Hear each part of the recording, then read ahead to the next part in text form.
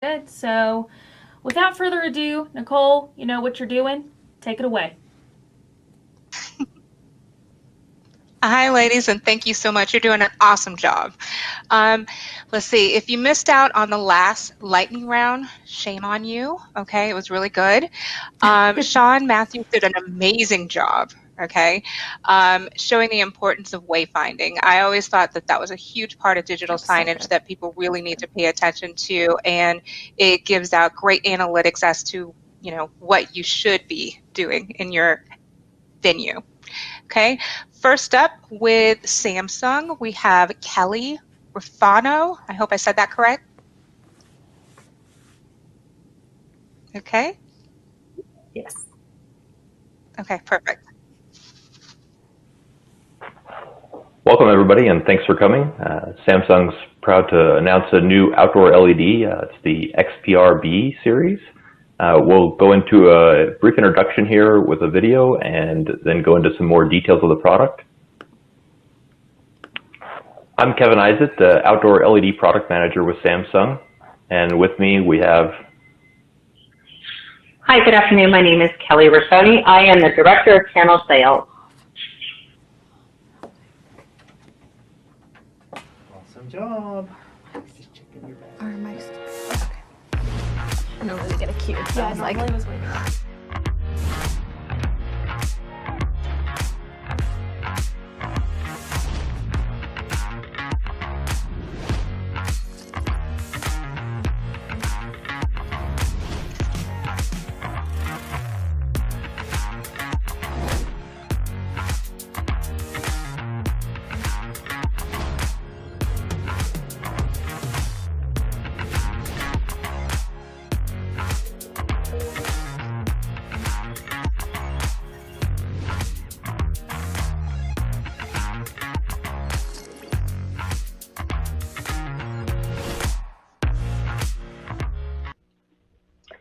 Real quick, I just want to review what we're going to cover in this presentation. It should be fairly brief, but we're going to introduce the Xprb, so kind of go over what the product is and where you'd use it.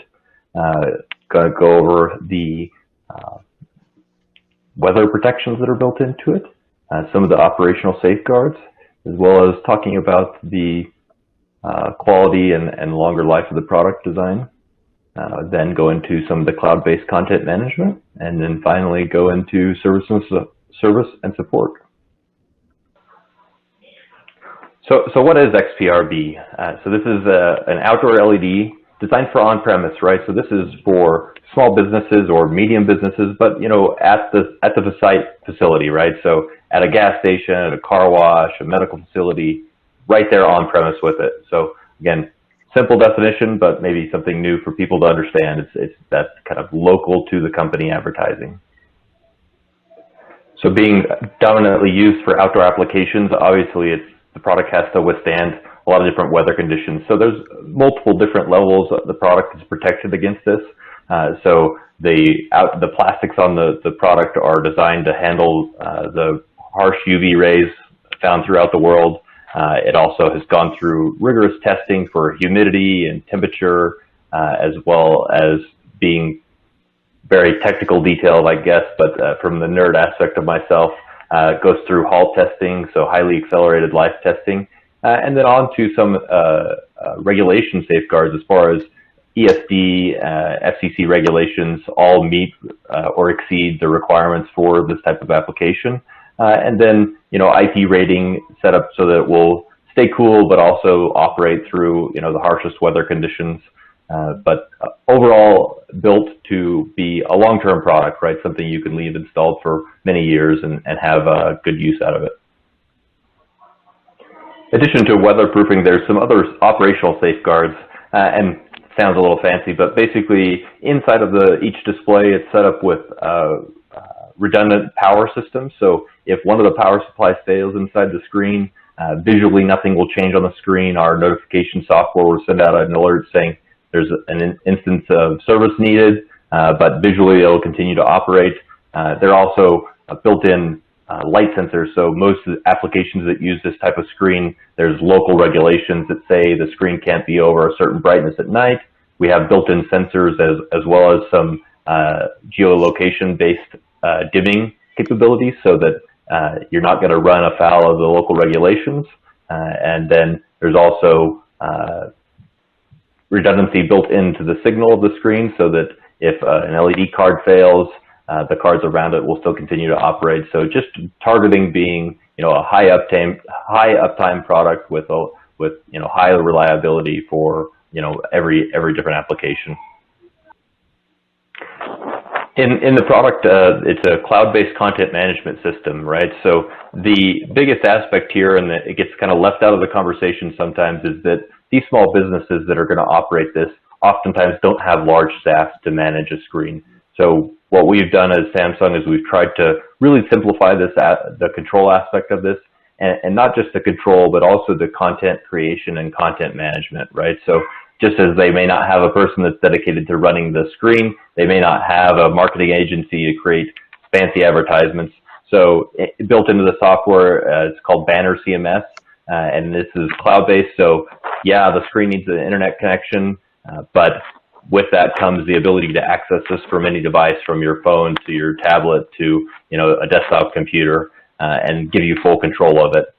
Inside of that software, there are some advanced tools that we have, one being called Creative Engine. And this is a kind of a AI-assisted tool where you can upload your company logo or some graphic that you have, and then it will render that into different formats, so you can create advertisements that are semi-custom, if you will, choosing the colors that it selects, but not having to have a graphic design background. You can simply drag and drop and click colors and select some of our templates that are there, and then generate a custom to your business message without having in-depth knowledge.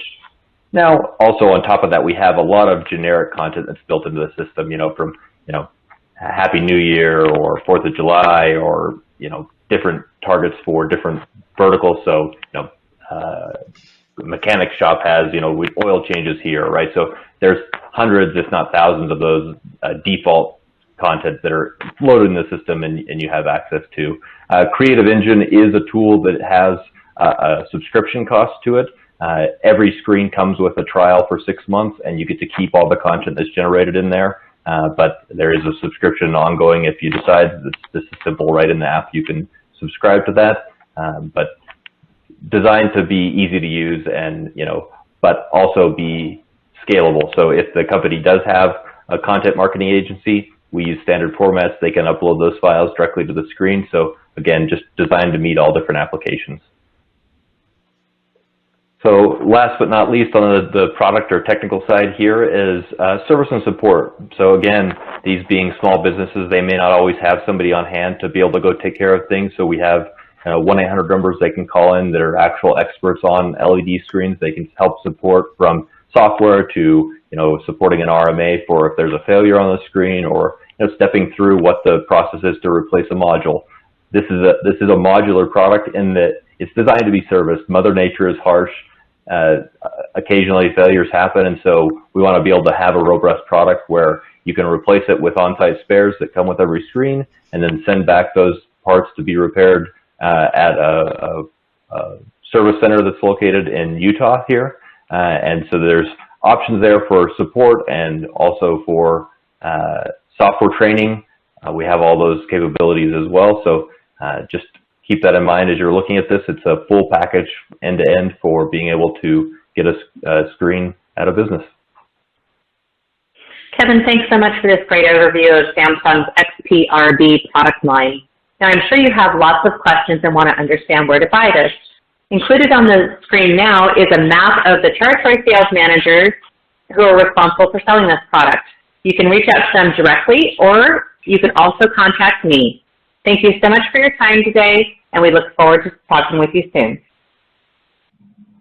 Yeah, just as Kelly had mentioned, I'm sure there's several questions. This was far from an in-depth presentation, more of a quick introduction to pique your interest. Hopefully you'll reach out if you have projects or questions about the product. We appreciate everybody coming, and thanks for your time. Hopefully you have a great day.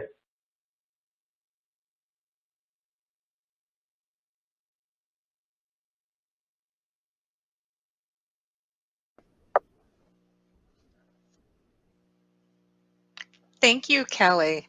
Let's see, did you have any statements that you wanted to make right after the video, or would you like to go straight into some questions? We can open straight into questions. We're super excited. Samsung is super excited about this introductory product offering, and we think this is going to really be a game changer when it comes to working in the industry and what we consider to be LED in a box signage. So we're super jazzed about it. Okay, so this, just to make sure I understand, so this is the first time that you've been offering like the full service packaging? This is from outdoor. Content design.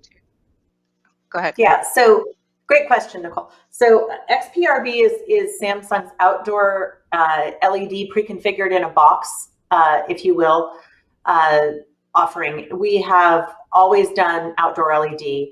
This is a new venture for us with these predetermined SKUs that are going to be readily available and easily attainable through the channel. Okay, perfect. One of the things that I remember having to deal with outdoor signage was modules. Okay, so when they burn out or have issues with that, has there been any advancements with Samsung in regards to module replacement and turnaround time? Absolutely. So because these displays are front serviceable, it makes them much easier to take care of. The modules themselves are individually, or the cabinets have individual module components that are readily replaceable. And we also include spares with the products when we sell them. So it makes it easier for the integrator to actively change them without any downtime. Okay, even though I asked that question, I'm going to follow up by saying some people don't know what the modules are. So Sure. If you want to explain that in your version, and I can try to do it in layman's terms. Yeah. Sure, absolutely. So the modules are the individual components that make up the cabinets. So think of it as a light bright peg set, if you want to think about it that way. So individual modules and diodes make up the cabinets. The cabinets make up the entire display. So when we talk about having a module go bad, we are able to replace that specific area of the screen without taking down the entire screen itself. Okay. So for those of you who didn't understand that in layman's terms, I figured it out when you're driving down the strip or in Times Square, or you're looking up at a large billboard or one of the small ones on the side, and if everything is red and then you see this flickering light of yellow or some other color, and you're trying to figure out what's wrong with the sign, that usually means a module is out. So just like Kelly said, when you go back to using a light bright with those little dots on it, you put in the little lights, and if one doesn't work correctly, that means you need to change the modules out. Okay? Absolutely.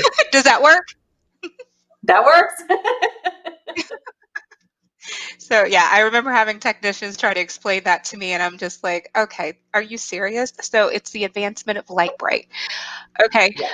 When you show the information about the cloud-based content, what is usually the turnaround time for that, and is it for multiple sizes, or will you have to create content for each individual display that you may have? The content is scalable. So the team is based out of Logan, Utah, that actually runs the NOC that creates that content. And there's usually a 24 to 36 hour turnaround. In addition, we allow our customers to actually manage their templates, and they can work and take pieces and plug and play into what they're looking to publish, if you will. Okay, so that's the service that you offer, and then you also mentioned that you can learn how to do it yourself within one of the applications. So if you do the 6-month trial of that, you stated that you get to keep the templates that you work on. Is that correct? Correct. Any content that you've created during that 6-month time is yours to keep at the end of the trial. Okay, that's awesome. So in other words, that saves you money if you are the type of person who knows how to schedule your events in advance. I remember working for a company that always forgot that New Year's happens every year. So it's like a huge rush right after Christmas. Oh my gosh, we need New Year's content. So knowing what you need in advance and doing the 6-month trial is extremely beneficial. So make sure you, let's see, pre-plan. Yeah? Yes. Yeah, absolutely. Okay. Was there anything else you wanted to comment on before we moved on to the next person? No, thank you so much for the opportunity. We're really excited about this. Thank you for joining us. Please stay on for our follow-up at the end. Next, we are going to have Jim with Daktronics. Hi, Jim. How are you? Great. Nice to see you. Nice to see you as well. There we go. Appreciate the time today. We wanted to talk a little bit about LED technology. There's a lot of questions out there. So we're going to talk a little bit about the new series of products that we're introducing here beginning the first of the year. But also we want to talk a little bit about some of the common questions or perceptions out there in the industry about direct view product and share some insight into maybe questions you should be asking. One of the big comments that we hear a lot from folks is, why all this discussion about LED display? Well, here's a chart that came from Future Source. It's a private research group that talks about the NPP LED sales that they're projecting will happen in North America here by 2023. Now, this was pre-COVID, so my guess is that'll probably slide out to more 24 or 25. But as you can see, they're projecting a significant amount of revenue through the AV channel with NPP products, to the point where they're expecting or projecting LED will make up about $2.5 billion worth of AV company sales by 2023 or 24. So what's driving that request? Well, a lot of it has to do with what the customer in the marketplace is looking for. They're really interested in dynamic colors, breadth of grayscale, so that you get images that can pop, or you can see images in low light conditions. You get some customers that they just don't want to deal with the bezels that you can get with LCD. And in some other cases, you have a lot of ambient light, much more than the 600 or 700 nits that LCDs may be able to provide. So you need to have enough impact or brightness to punch through that. And then the other part is some folks just want to have a big screen TV. They want that look. So when we talk about where LEDs are being used, we also encourage folks to think through what's the right product for these applications. Because you can have a variety of uses ranging from, on the left, you may see a command control center. It's really important for them to have a very reliable system. It's going to operate a lot of hours a day. They're looking for various redundancy in signal or power and systems that can be easily serviced without impacting operation. In other cases, you may have conference or boardrooms that they're looking for a product that goes up quickly and easily, and they may be able to just want to plug a computer in and run PowerPoints on it. Of course, then you've also got other display systems where they're needing to deal with high ambient light conditions. So you got to have a pretty bright display system. So when we talk about market demands, what we've gotten from the AV channel is they want a display that's easier and quicker to install. As you can see on the left, people want to have a display system that is highly vibrant and gives them a system that literally the content jumps off the screen or is three-dimensional. They want to know that when they put a product up, they're not going to have to babysit it or spend a lot of time going back and forth, interrupting that customer's operations. And they also want to be able to be supported through a variety of methods of phone and online support, repair and return centers that they can guarantee return time on, and they want accurate information. So how can Daktronics deliver that for you? Well, as we talk about the next generation of product, our 6200 series really brings a lot of features and capabilities to the marketplace. It's lighter, it's thinner, and it installs 2 times faster.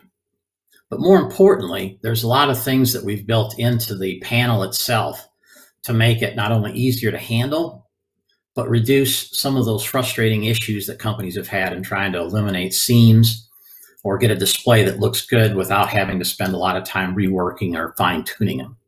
So some of the things we've gone to is cableless power and signal interconnects. So when you stack the panels together, they automatically make a connection, and that signal and power is routed through the display.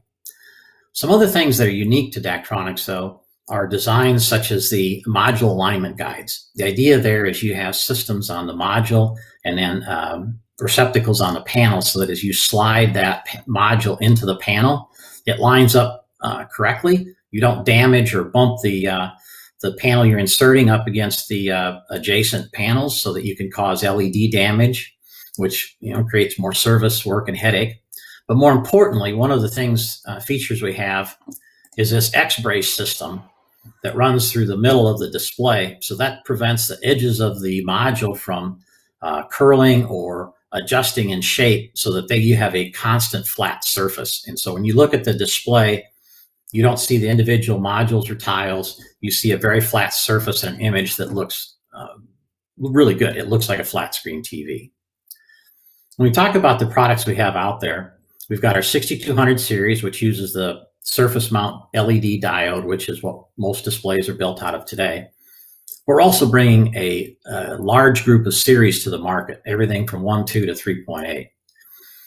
To get to these really tight resolutions, like sub 1 millimeter, we're going to the integrated matrix device, or the industry may know this as a quad pixel or a 4-in-1 pixel design. You need to have that design to get to really tight resolution. It does bring some benefits from robustness as well as a little better contrast, but because it's still new to the industry, it's a little bit more expensive. So when we talk about all these systems, it's really bringing pixel counts and resolutions to the customer so you can get the right product for the application, for their budget, and for their performance. When we talk about reliability, what is Daktronics doing to bring a better system to the market?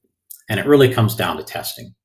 We used to build displays like the market does today, and that is we take paper specs, we take experience, we try to build product that seemed like it was very reliable and robust, but you just find over time maybe there was some components that didn't perform like they should. So we've gone to on-site testing service, our facilities in Brookings, South Dakota, where we've pulled test equipment from the automotive industry and the aerospace industry to really understand how those products are going to perform in the various settings and applications that we use them for. So when we bring a system to the market, we understand how it's going to operate, how it's going to age, what it's going to look like down the road, and what your service is going to be. So these are some things that make us unique. As we move forward, we wanted to touch on some of the questions or comments that we hear from the industry today, because there's just a lot of information out there, and we wanted to share some of what we've learned with y'all. One of the first comments we get is, gosh, LEDs are going to last for years. I can go down and buy an LED light bulb at Home Depot, and it just seems like it runs and runs and runs. Well, there's some items that we need to take into account when we talk about LEDs for the direct view industry. And one of the best ways is an analogy. Let's compare a couple of actors. On the left, you see Tom Hanks and Nick Nolte in their heyday. Well-known, well-respected, leading men, made a lot of movies. Over time, unfortunately, because of choices of how they lived or lifestyle choices, maybe some genetics, but Tom Hanks obviously aged a lot better than Mr. Nolte did. As you can tell, Tom is still around. You see him in a lot of movies. Nick is just not as much in demand, a big part of how he's aged based on his choices. That's much the same way with the LED industry today. Components are made differently. So one of the first ones, let's talk about the actual LED itself. There's a lot of different ways these products are made. They're not made the same. And one of the big ones is that center rectangle there is talking about the internal components or wiring of the LED itself. They can be made out of gold, they could be made out of copper, or it could be made out of aluminum. And as y'all know, they have different conductivity, performance specifications, as well as different price points. They may still work okay, but an aluminum or a mid-tier copper LED is going to run hotter, and heat causes these LEDs to degrade and fail much quicker than normal. So this is a real important aspect of how LEDs are made. And all the different manufacturers have different grades of LEDs. The big question is, what level of performance and quality of product are you getting? Because that's going to determine what's going to cost you to operate that display or maintain it, and how satisfied your customer is going to be with it. Another example are these constant current drivers. This may be a term that you're not familiar with, but my guess is you're familiar with lines of LEDs, or caterpillars as they sometimes are known. You may see this in a display where it's a series of LEDs, either in a vertical or horizontal line, that are stuck on. What basically has happened is an LED has failed, it's shorted out, and that's caused the electronic component or constant current driver to short out as well. the reason that the series of LEDs are stuck on. It doesn't have to happen. It's a question of, are they using a constant current driver that has dead pixel isolation? Not all companies use it. It's a question you should be asked. There's a little difference in price, but it's going to impact how this display performs as well as what it costs you to maintain it. So again, I'm going to hit on this aspect of how do we know this? It has to do with testing, understanding how the components are going to perform. Another question we hear quite a bit of is, well, gosh, all these displays are built the same way, right? So aren't they going to perform the same way? Well, not necessarily. It's not uncommon to see a manufacturing process like this where the LED company has got hundreds of suppliers they work with. And they're really looking to buy components based on how quick they can get it and what the price is. They're not so concerned about managing that supply chain and understanding what's the quality of the equipment and how well it's going to perform. It's how quick can I get it and how cheap can I get it? And then most companies use an off-the-shelf sender box. Yes, it's an industry standard, but not all those systems work together. The sender box and the display are not vertically integrated. One of the things Daktronics does differently is we work very closely with our suppliers. We have agreements where if they make changes in the components, they notify us before it's made. We can test it and verify its performance. We have redundancy in our suppliers to make sure we don't get caught without parts. And we make our own display interface. So we bring broadcast quality imagery to our display systems. So it's really understanding where your display system's made. We're an adherent to not only TAA compliance, but the Buy American Act as well. BAA talks more about substantially transfiguring displays in the United States. So the BAA symbol will tell you where products are truly, in many cases, manufactured, and that you're supporting the American economy. Another question we get is, well, how important is brightness? You know, why I use the LCD screens. Isn't a 500 or 600 nit display bright enough? Really depends on your application. You need to understand that the industry has a lot of products ranging from a 600 nit to a 1500 nit product, maybe even brighter. 600 nits may work well in a command center that doesn't have much light, but you get an application that's got ambient light. You need to understand what's the window tint, what direction does the display face, you know, how many hours will the display be used? That helps you understand how much sunlight it's going to get. Where's the audience? Because that'll help you understand what's the right product. Here's a couple of examples. I believe seeing is believing. On the left, this is actually an application that's in a window at a bank. It's heavily tinted glass. This LCD screen on the left is about 6 feet away, but it faces west. When this picture was taken, the display was on. So you could tell it didn't punch through and it's not delivering the performance that the end user desires. Another challenge, though, is shown in the picture on the right. This was taken at dusk. Great looking display. But when the sun comes up during the day and shines into the lobby, the only way the display can be seen when you're inside the bank is when they drop the window covers. They're not getting the performance that they were looking for. So understanding the application and what's the right brightness is really important. One of the other questions we often run across is, you know, I've got a warranty on my display system. That's going to give me all the support I need. Ask some questions. Some of the big things you need to understand, obviously, as we talked about is, okay, where's the display built? Maybe the display is built by the company you're buying from, or maybe they're brokering it. Those relationships can change. How can they guarantee access to parts? What's the information that you're going to get? Is it accurate? Is it timely? And is it consistently accurate? As we mentioned during the discussion, oftentimes companies are buying from different suppliers. When that happens, how do you manage your spare parts inventory? How do you make sure you can get parts that are always interchangeable and operational? Can you get installation, service, and training? You want to be self-sufficient. You know, we have programs that we can provide training in the future. Hopefully, again, we'll be able to get back to training in South Dakota, but we do have online training tools to get you up and running and be self-sufficient. Where are your parts going to be retained, repaired, and returned from? And how long can they guarantee parts availability?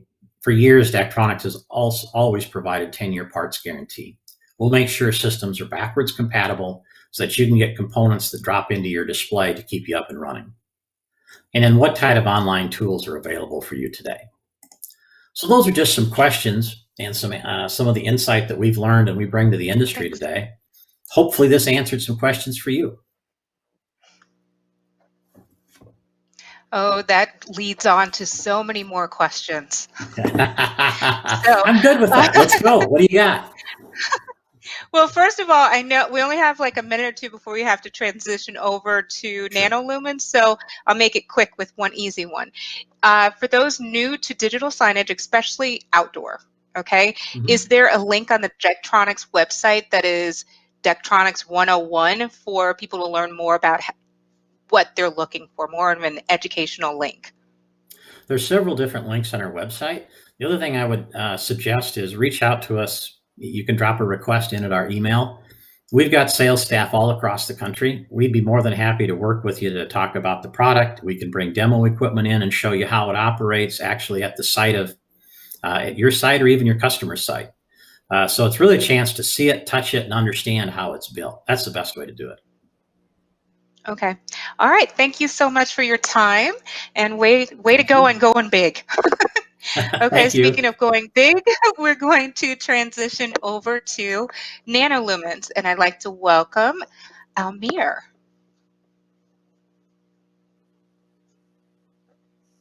Let's see. Hi. Awesome. Hi, how are you, Nicole? I'm great. Nice to see you. Looking forward to what you got going. Nice. Awesome, awesome. First, thanks everyone for giving me the opportunity to talk a little bit about Nanolumens. 5 or 6 slides, just giving you some basic information about the company, where we've come from, and some of the new things that we're looking forward to launching in 2021. So my name is Almir DeCarvalho, and I'm the Vice President of Sales for Nanolumens. I've been with the company for roughly 10 years or so. We are a USA-based LED manufacturer. And again, thank you very much. So basically, what is Nanolumens for? And when we sit back and think about it, you know, when we were thinking about this, we realized that Nanolumens was really for the customer, the partner, the client that was looking for that wow factor. Nanolumens has a unique ability to create technology that meets aesthetic desires in a non-standard or custom application for a lot of our partners.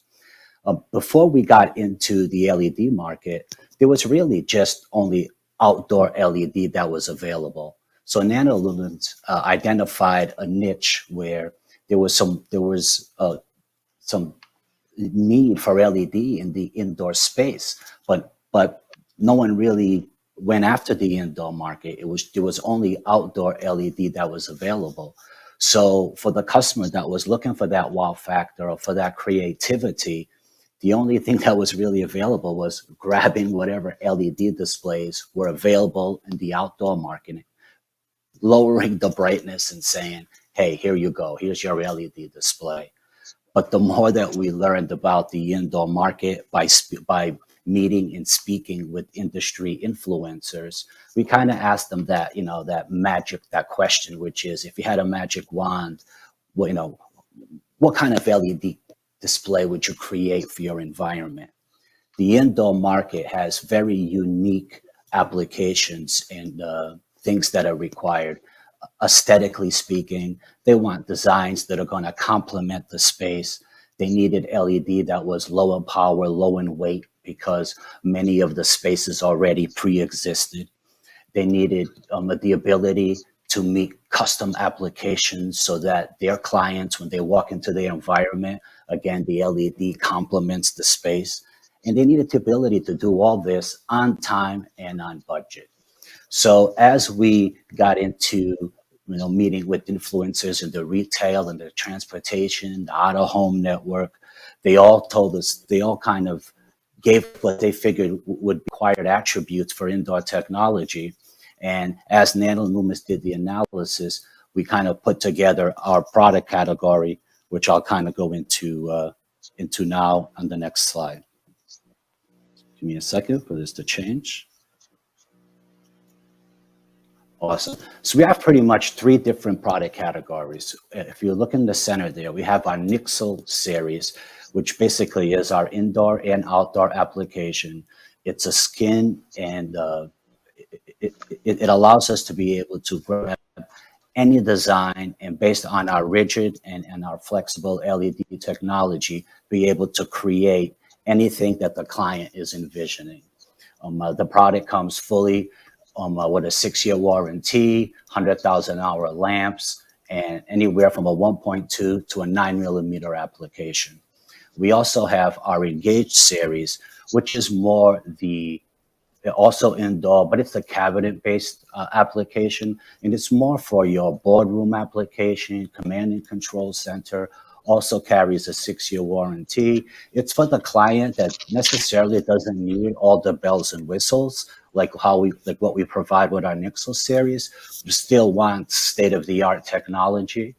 So we've created the Engage series. And as we started to, like I had mentioned, Nanolumens primarily focuses on the indoor market.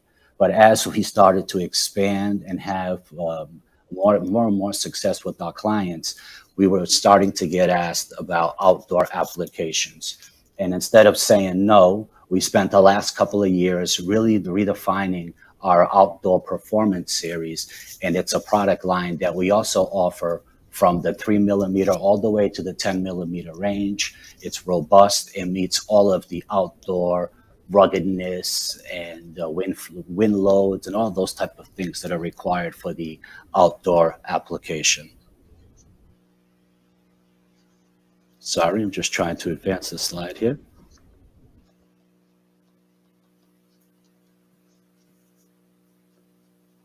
Let's talk a little bit about some of the things that are new with the Engage series. Like I had mentioned when we did our Nixle series, that was more for the non-standard and custom applications.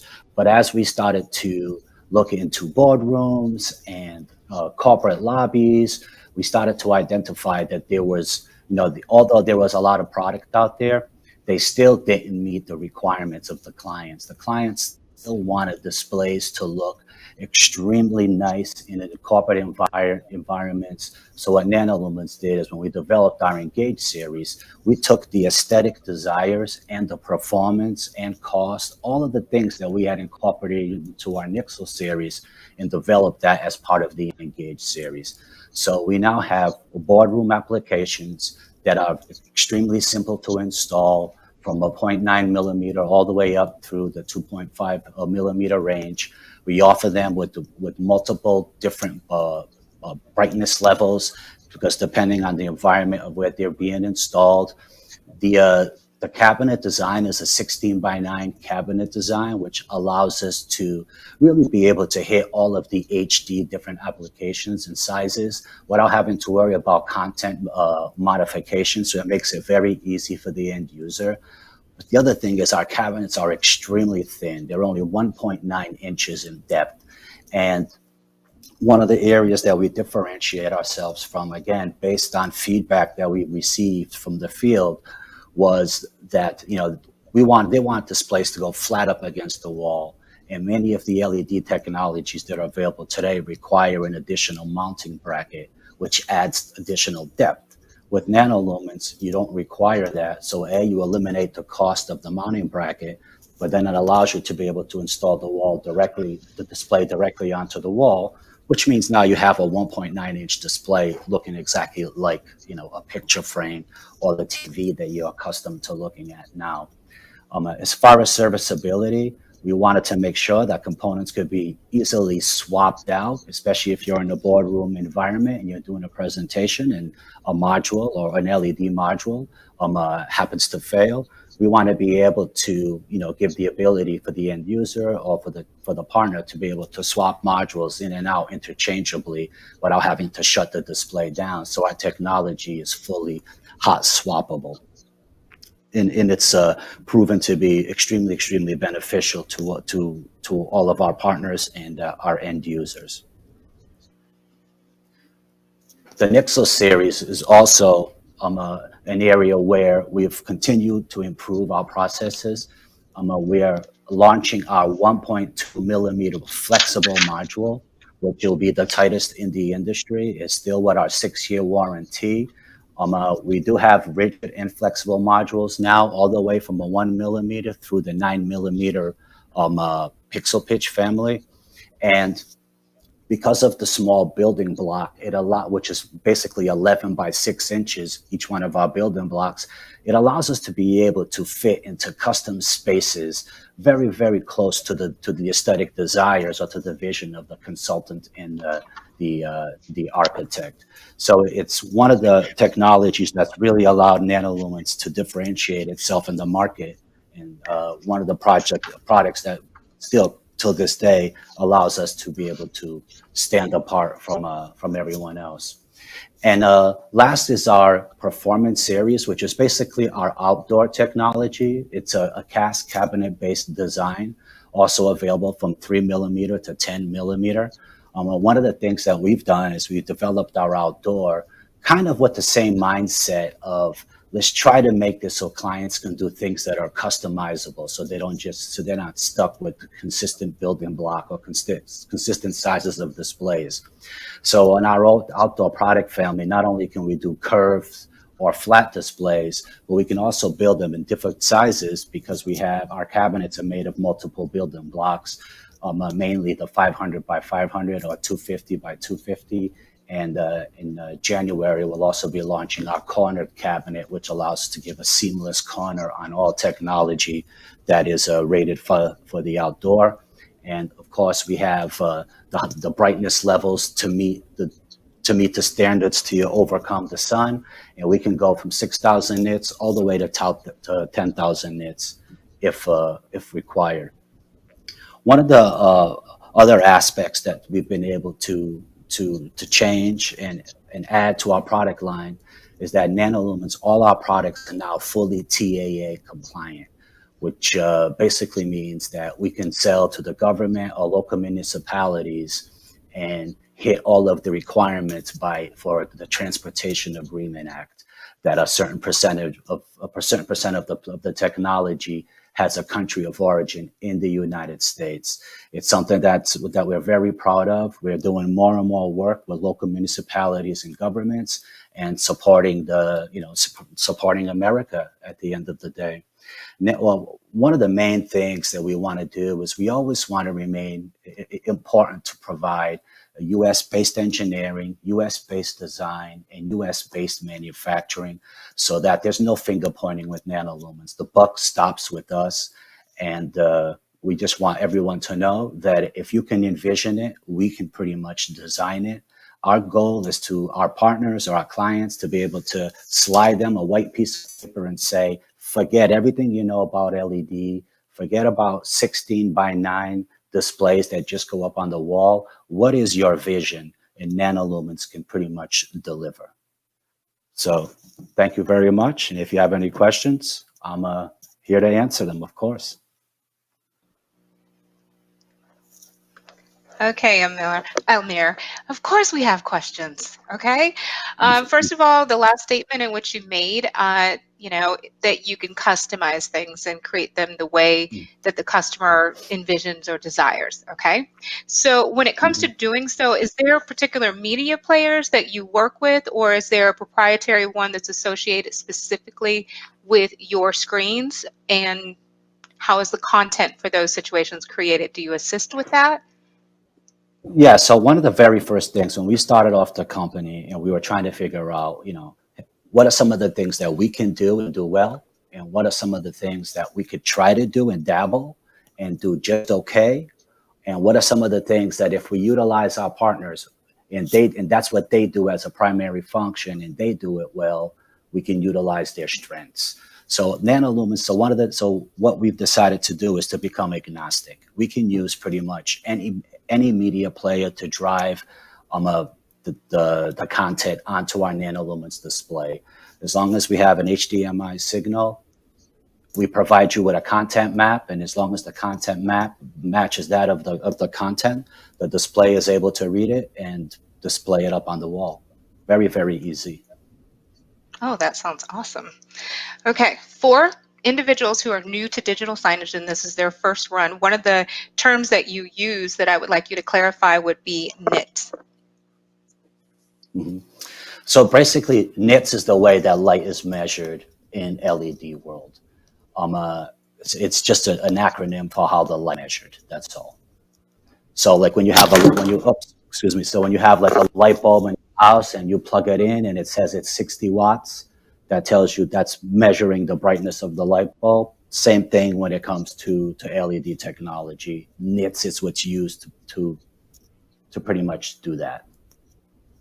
Okay, so with that, do the screens automatically adjust to different brightnesses? Or is that something that would have to be manually done on the digital display or within the media player? Most digital displays have the capability of dimming by putting a light sensor on the display. It's really more utilized when you're setting up a display in the outdoor environment because the ambient light changes so often, you know, being dusk to dawn. So you're going to need a light sensor to make sure that the display is not extremely bright, you know, at middle of the night and blinding folks as they're driving, for instance. You can have that in the indoor environment, and we do offer that, but mostly the indoor environment has a consistent brightness throughout the day that's pleasant to the eye, and it's something that you measure while we're doing the installation. Great, thank you. At this particular time, we have a couple seconds, but we're going to be moving on to the 4-panel display in which we will be talking again with Samsung, Daktronics, and Almir. So please feel free to forward your questions over ASAP. Thank you.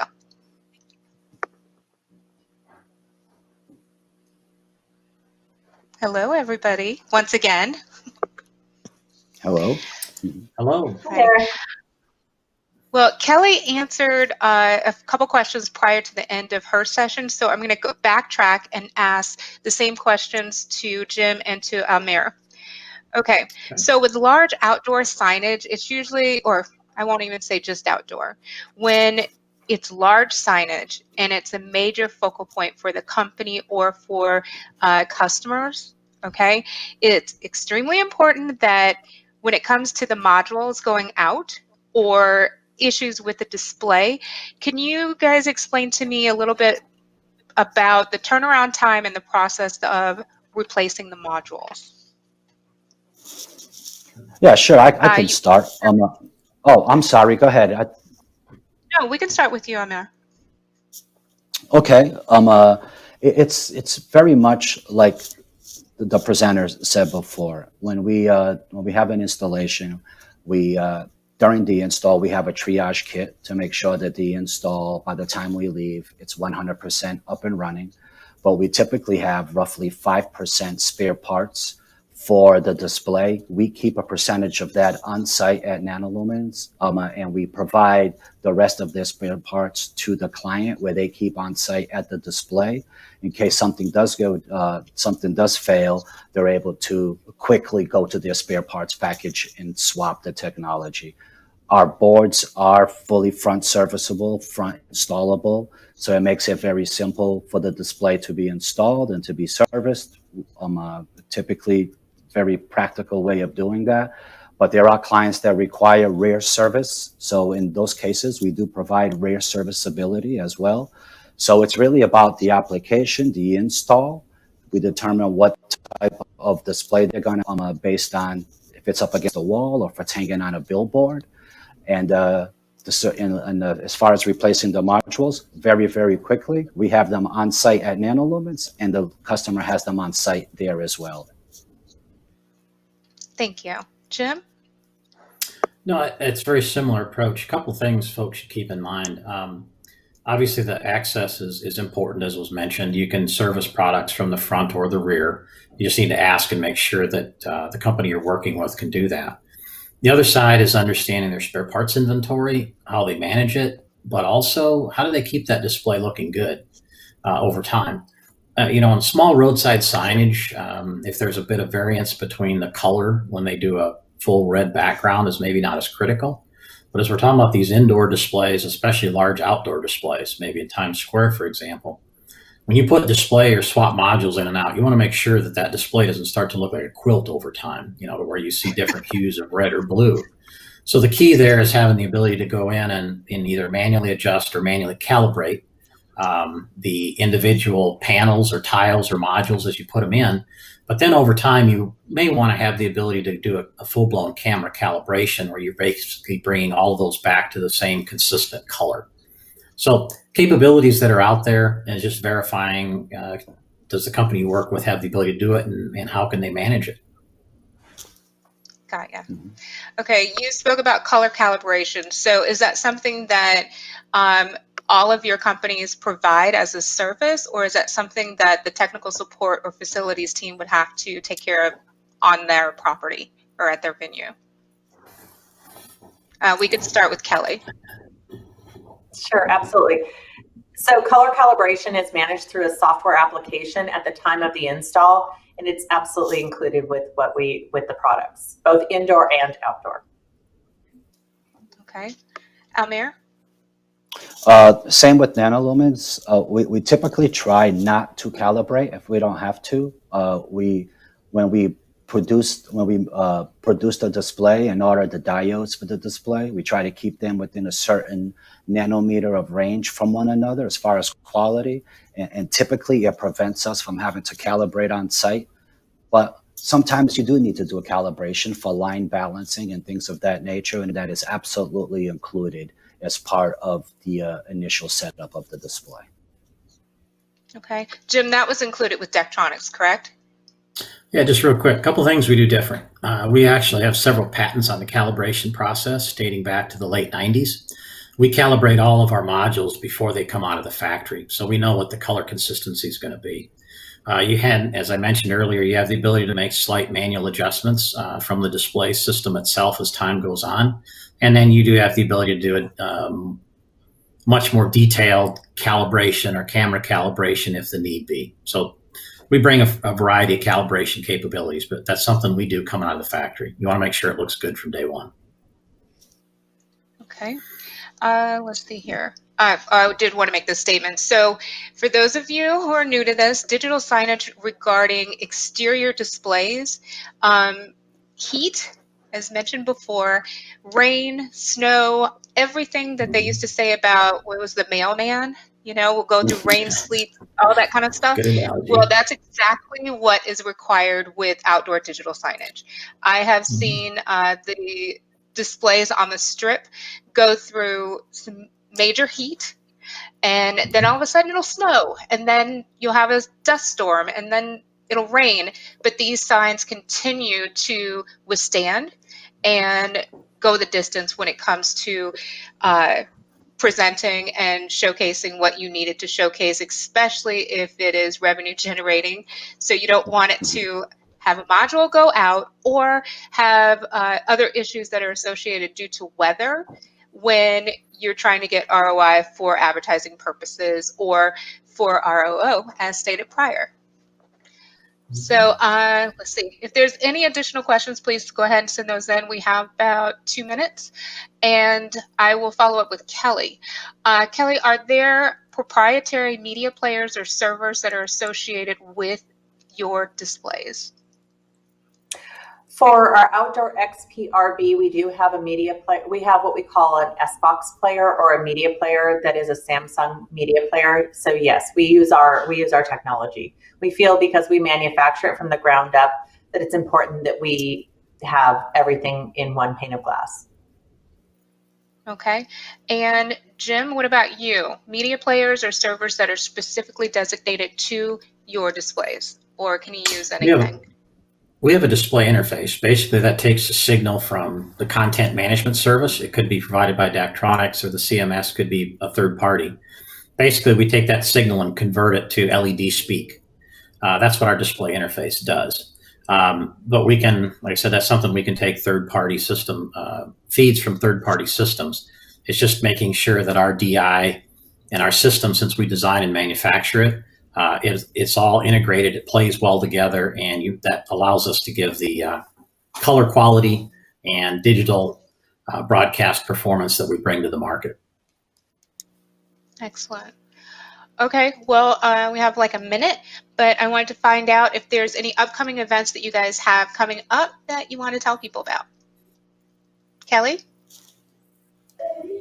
I think everybody knows with COVID, it's turn the industry on its ear at this point in time. We're really excited to be able to do virtual CES coming up in early 2021. We're very excited. In addition, we just completed ISTE, which is education-based. So we are super excited to embrace the current state of business. However, we are even more excited about being able to get together with everybody in person soon. Okay, Jim? As Kelly mentioned, COVID's made it kind of hard to get out and see customers. We're able to do it some today, depending upon the location. Yeah, we're looking forward to getting back and going to different conventions and conferences and spending time with customers here, hopefully in the spring. We are, as you mentioned, we are going to be releasing our next series of products here beginning late December, early January. So industry will be hearing a lot more from us here over the next few weeks. Okay, Almir? Pretty much the same as what my colleague said. Many of the shows were canceled this year, obviously due to COVID. We're in the process of doing a lot of Zoom and lunch and learns and team meetings with all of our partners and clients. I believe by the end of next week, we'll have a list of different events that we're planning to host and such up on our website. I don't have the list here in front of me, but I believe by the end of next week that will be updated and available on our website. Okay, excellent. Well, I do have to say that even though COVID has been pretty traumatic, there has been some positives. So like me doing this a speaking event, wouldn't normally do that. So Almir knows that for sure. So there's a lot of positives. So in doing that, is there anything that you guys would like to talk about in regards to unique or pinnacle projects that you've done or working on at this particular time that are pretty unusual or extraordinary? We can start with Kelly. We are really proud of a couple of big projects that we've done recently, and they've been well publicized. We just got finished with SoFi Stadium, and we finished up with Allegiant Stadium, and there's a lot of great things on tap, future coming. Keep an eye out. We're very excited about our expansion. Okay, Jim?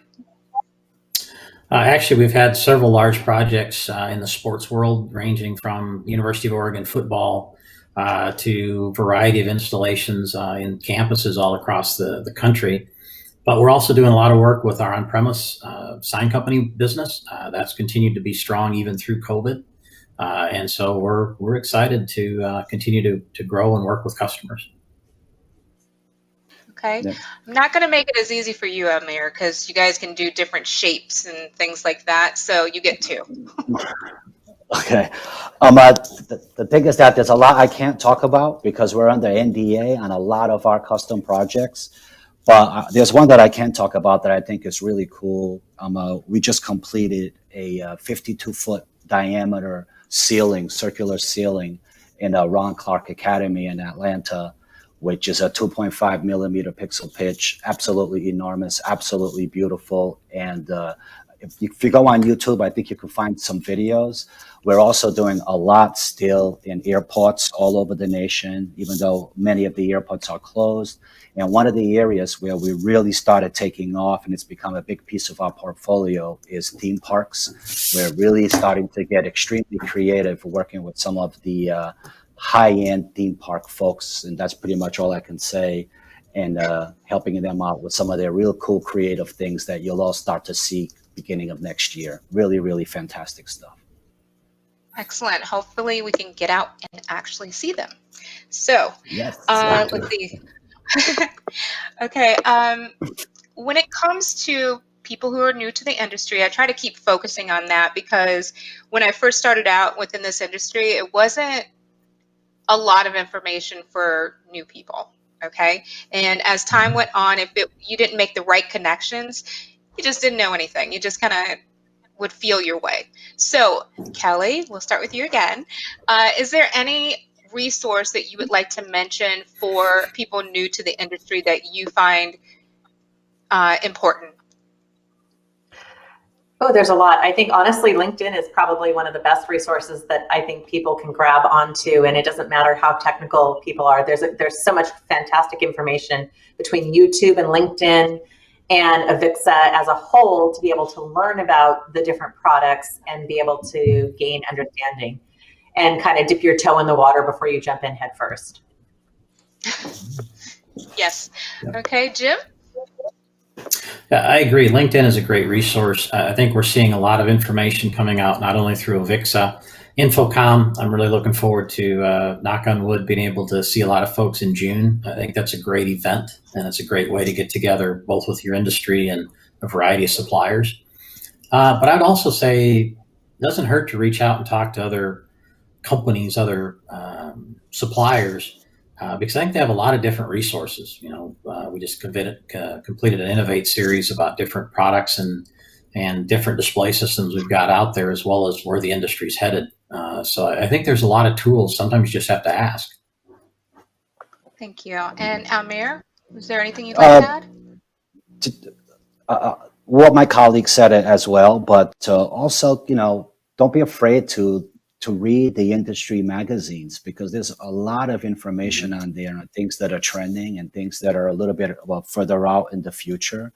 And there's the old-fashioned, you know, boots on the ground as well. There are a lot, you know, end users and the channel partners and other reps within the industry really have a lot of information. So once in a while, just go out and have a cup of coffee with someone, and as soon as we can, right, in a safe manner. But that's really the way that's the way that I feel I've learned the most, is just by hearing and seeing what other folks out there are hearing and seeing. Well, thank you so much, Almir, Kelly, and Jim. And please stay tuned for our next session. And don't forget to join the trivia game. Thank you. Awesome. Thank Thanks you. so much, Hi, Nicole. Kelly. Bye. Bye.